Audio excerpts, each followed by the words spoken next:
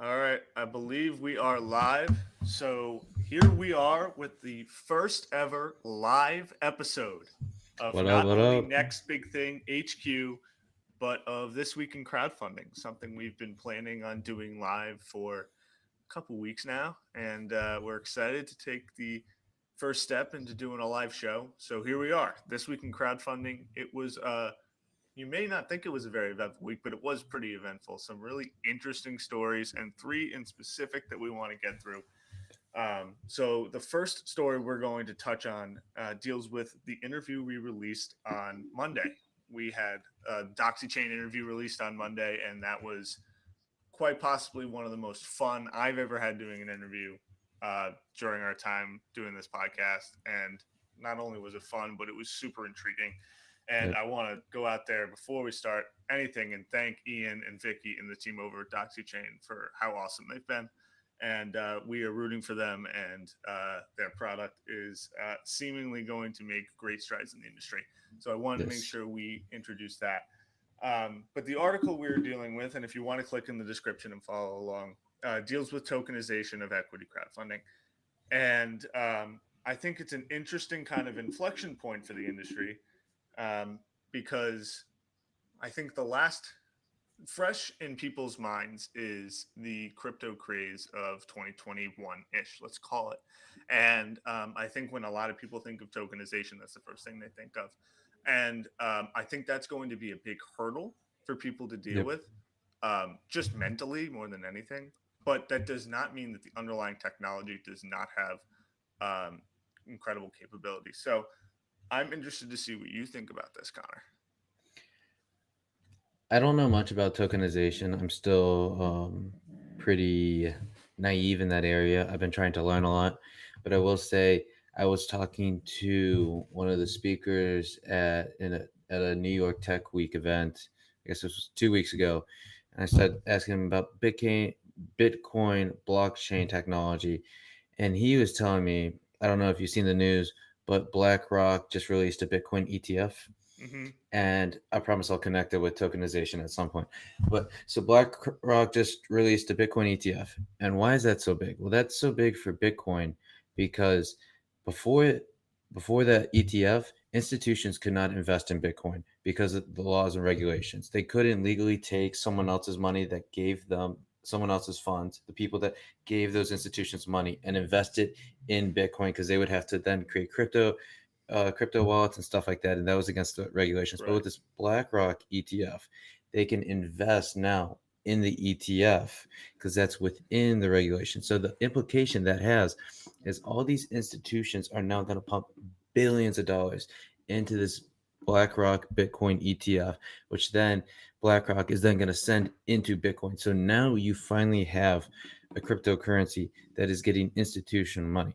Now, why I think this is important is because if BlackRock is creating a Bitcoin ETF, that means they see something in the future. They see a lot of use with Bitcoin with a decentralized token, and they see the power of, I think, tokenization. I think that's how you call it. Mm-hmm. I'm trying to figure out the impact it will have with equity crowdfunding, just crowdfunding in general. I think it will probably have impact with how many different countries people invest from. Like for WeFunder, for example, I don't think they can take foreign investment money. So maybe if they went Right. through the tokenization, now you're creating a uniform token that it doesn't matter what currency everyone else is investing in. It's a token, it's a certain amount, and it doesn't matter where the money's coming from because it's the same token, it represents the same amount. So when I think of tokenization, that's what I think going forward, which then in return would expand the pie for equity crowdfunding. So in the end, I see the utility behind it. I still have a very naive understanding of everything. I'm trying to figure it out, but I Mm-hmm. do see some sort of utility that can be used in the future that will grow the equity crowdfunding market. Yeah, and I think the point you touched on there is one of them is the most important for me, which is access. I think that what especially DoxyChain's platform allows is just for more people and more eyeballs to access these investments, which is Yes. inherently what equity crowdfunding needs to, grow, right? Is they Yes. need more people involved. Right. Um, Blockchain as an industry as a whole, I am. I've actually said this for a while. I'm a huge believer in the underlying technology. Crypto wise, as relates to like the individual coins, I've never really understood, and I think that's actually kind of a pretty widely held belief. But Yes. 100%. um, when Ian from DoxyChain was explaining how his token, uh, how it would be used and why the token made sense, it made sense to me then as to the Yes. utility of that token. Um, if I take a sidebar for a second and talk about crypto, I mean, one of the best things about crypto that people have talked about, experts per se, I don't want to quote them individually because I don't remember who they were, but crypto, if nothing else, is a great avenue for diversification. It shows low correlation to the market in general. Yes. And anybody that knows portfolio diversification, if you have an asset that has low correlation to other assets, you can increase, basically lower the risk of your portfolio and the expected returns. So I understand that side of crypto enough to understand that if it has no other utility, maybe as an investor, that's what it is. Now, if you look on the equity crowdfunding side of it, I think what DoxyChain is doing is probably the perfect application of the technology for Yep. equity crowdfunding, um, as it relates to, as you talked about, getting across borders, making sure that investments are accessible to everybody, expanding the ecosystem of equity crowdfunding. So I'll be interested to see if more players come into the game. Seems to me that DoxyChain is the leader right now in the clubhouse. Now it's very new, but Yeah, I it think they're seems the that they're only a one leader. doing it. It seems like it. So I encourage everyone out there to read the article and make their own conclusions. But as it stands right now, I think that's when it comes to access. I think that that's just the most important thing that tokenization will bring to equity crowdfunding. And I do think blockchain technology, we've seen bits of functionality behind it. We understand that there's utility behind blockchain technology. I think the problem was people were trying to make blockchain the forefront of whatever they're trying to do, and in reality, blockchain is going to probably be more of a behind the curtain type thing that really helps the production or the play, if you want to keep this theater analogy going, really reach the highest level possible. But it can't be out there the one that's doing all the acting and the performance. It's the one behind the curtain that's making everything happen, that's doing all the logistics and making sure everything goes smoothly. And I think that's what we're going to start to see going forward. I think that's a really good point, and I have to agree with you there. I think that blockchain technology in itself can play a part in these great ecosystems. I Yes. don't think it is the bell of the ball, but I definitely think behind the scenes it can be the trustworthy technology that that it's marketed to be. That it's a trustworthy solution for for businesses and for ecosystems of this type. So I It have to can be agree like with you there. it can be like the Scottie Pippen, right? Yeah, no, Like yeah, like it like doesn't have to be the Jordan. It can be the Scottie Pippen, the but the Tony Scottie Parker, Pippens. right? He's dishing it Exactly. out. He's giving it to Ginobili. He's giving it to Duncan. Giving it Yeah, to Kawhi Leonard that one year. So yeah, no, I agree. Like it's the distributor. It's what it is. right. It's it's a trustworthy distributor. I think it's a pretty good analogy. So, do you want to talk about the founders, what the French VC firm founders' future? Yeah, yeah. I thought this was actually the most interesting story of the week from my vantage point. Um, so a French venture capital firm. I don't want to get it wrong. Founders Future just acquired an equity crowdfunding platform. Okay, so we've talked a lot about the difference between VC and equity crowdfunding. Now we see them almost getting married.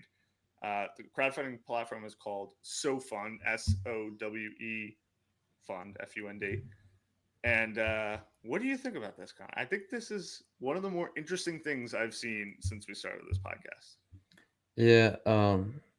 Okay. So, I think the article had a good question. Why would a VC firm go downstream to acquire a crowdfunding platform?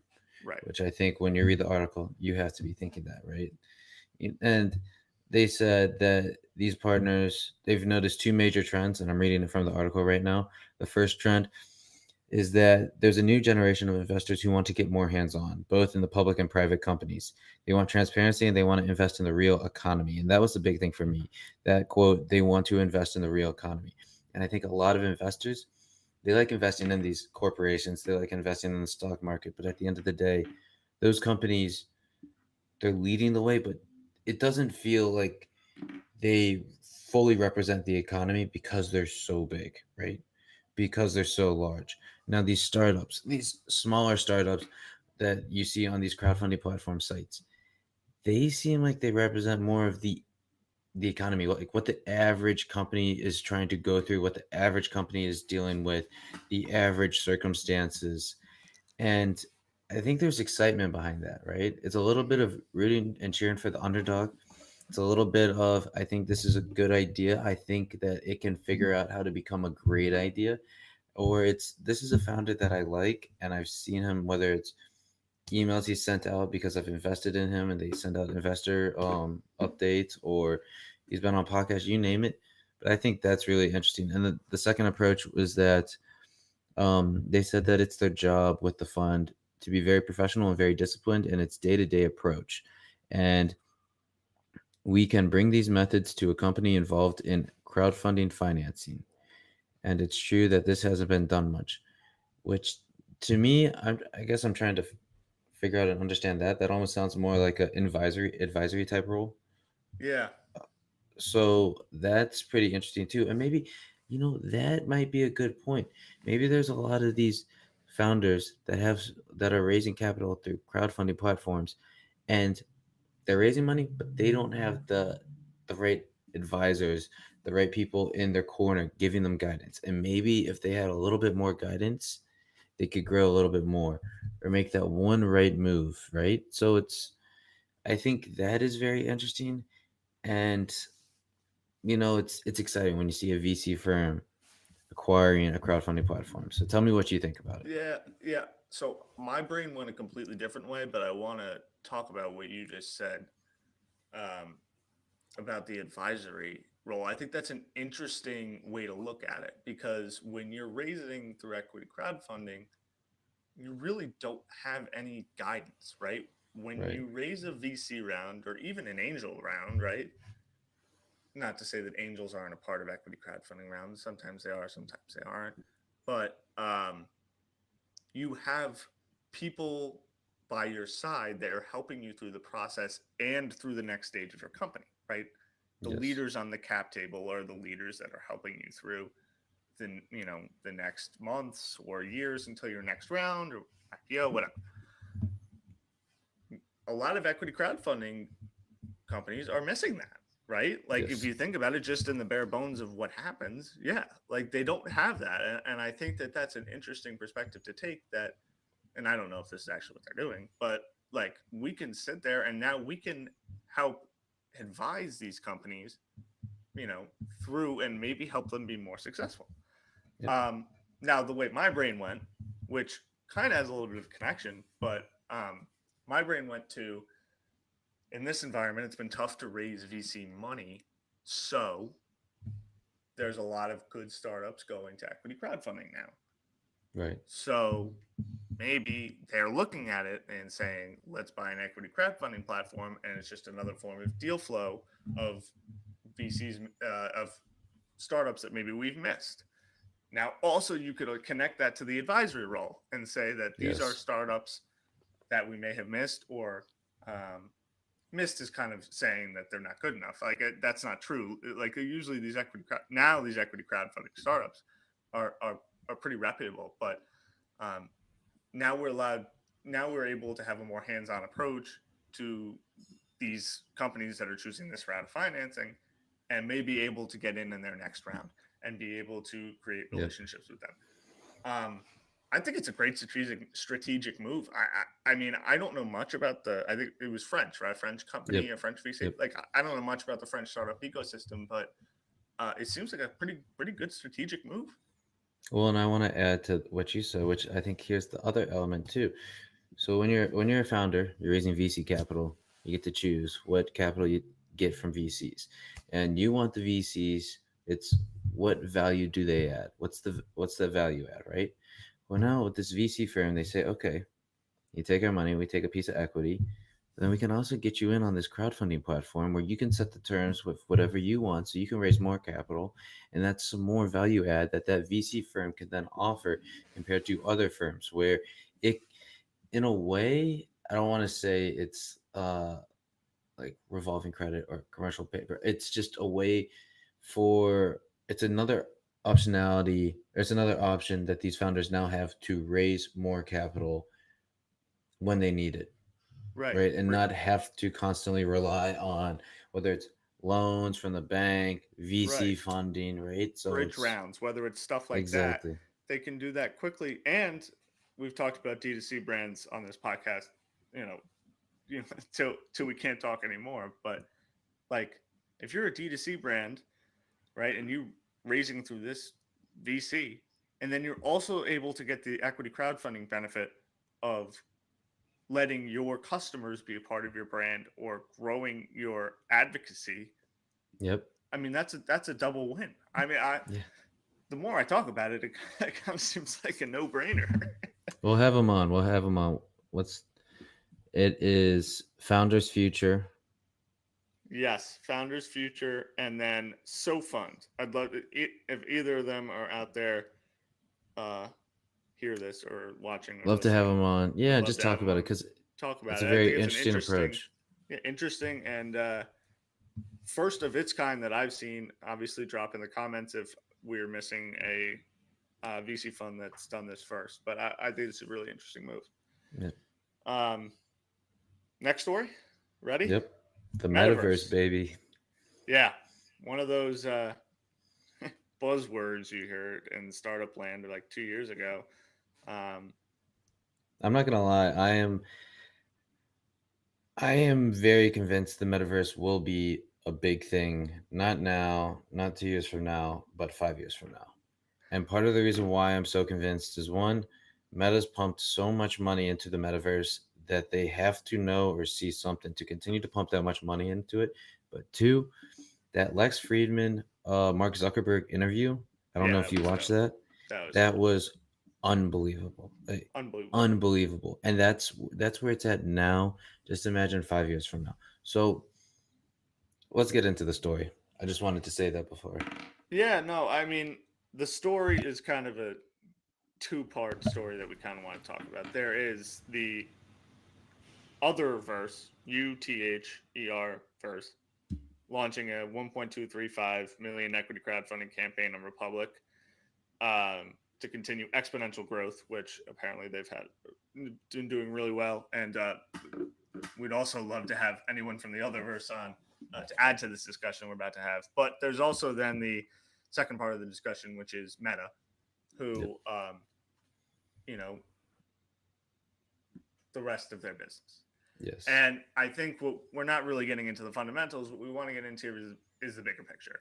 And the bigger picture of it is what is the metaverse going to be? And can these metaverse startups gain traction in equity crowdfunding?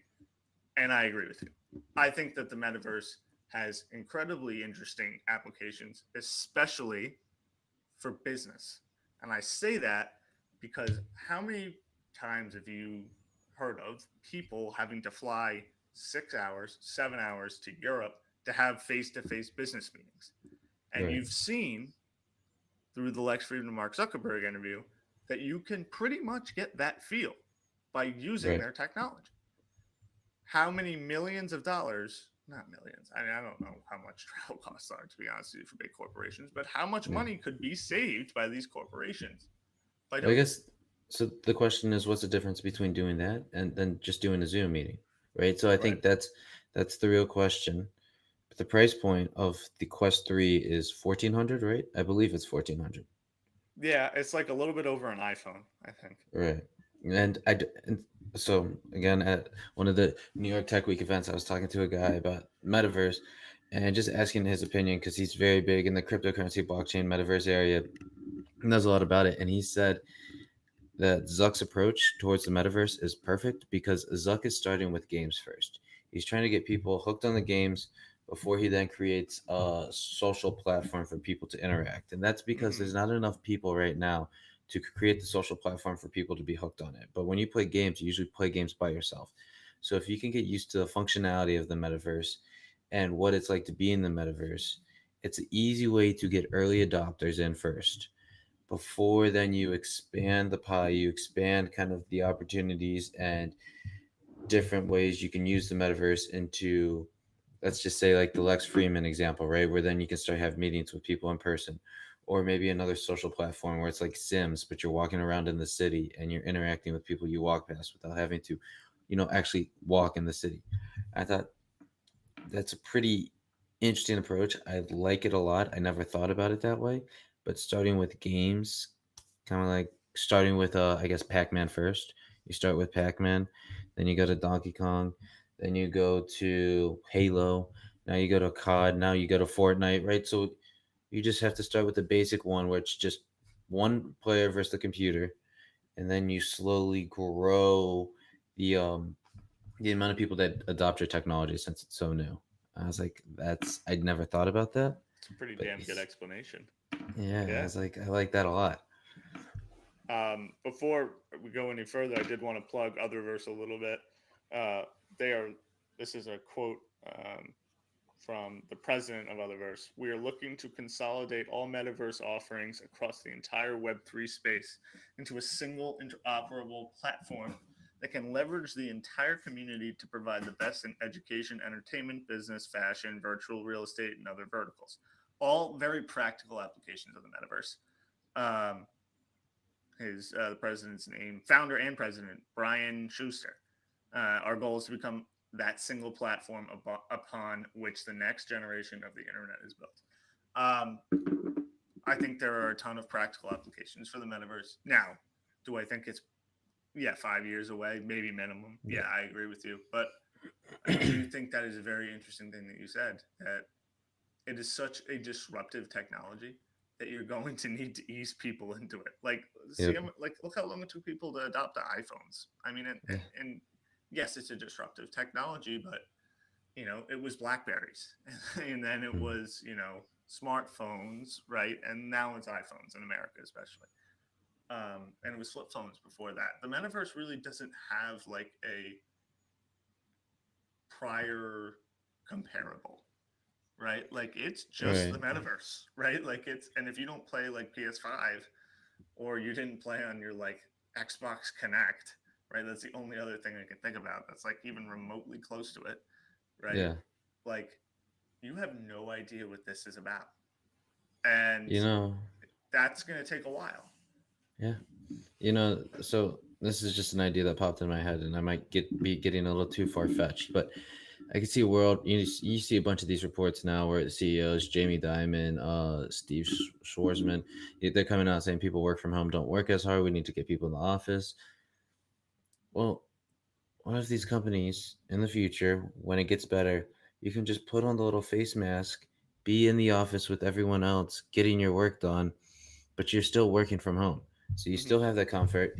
You're still kind of in your hoodie, your sweatpants, but when you put on that face mask, you go to work virtually and you're actually getting work done, even though you're in a virtual world, but you're with everyone. Everyone's there in the office. You just don't have to commute. So you save that commute time. And then when you want to use the bathroom, you just take it off. Your little character disappears from the virtual world. Use the bathroom. You put your helmet back on. It pops back up in the virtual world. Oh, hey, Sally, you're back. Hey. Right? So it's like, I see stuff like that. And I think at $1,400, there's a ton of possibilities, right? Apple's AR is going to be 3,500. Not a lot of possibilities just because that's a lot of money. But $1,400, especially for a company, I mean, companies are shipping employees $2,000 laptops plus $1,000 monitors plus all these nice keyboards, mouses. Right. Well, what if they It's not a start doing huge that? expense.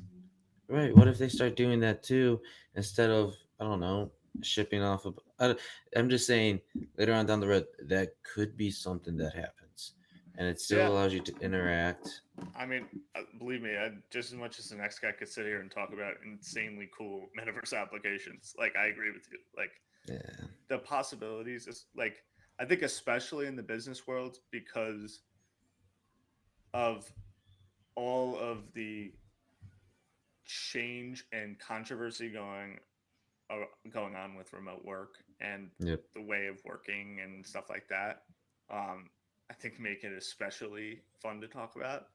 Um, but yeah, like you can say that, but think about how long it's gonna like if you're someone who works at a bank for 25 years, like how Yeah. easily are you going to adopt to doing that? Not easily. Not easily. And I think that that goes back to your original point of like Zuckerberg and probably most of these metaverse people now understand it's going to take a while. It's not that the Yep. technology isn't cool or useful. It's going to take a while because there's no precursor. Right. Right. Right. There's no comparable to it. Yep. So I'm You excited just to got to see what get comes the out. early adopters in first, and then see where it goes from there. Yeah, yeah. But I think that does it for this week in crowdfunding, the first ever live episode. We finally did it. We thank y'all. finally did it.